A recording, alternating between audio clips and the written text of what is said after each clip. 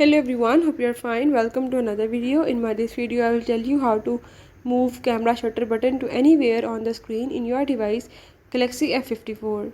So in this device, if you want to learn how to move the camera shutter button to everywhere on the screen, I will tell you how you can do it. Watch the video to learn, follow all the steps, and if you're new here, don't forget to subscribe.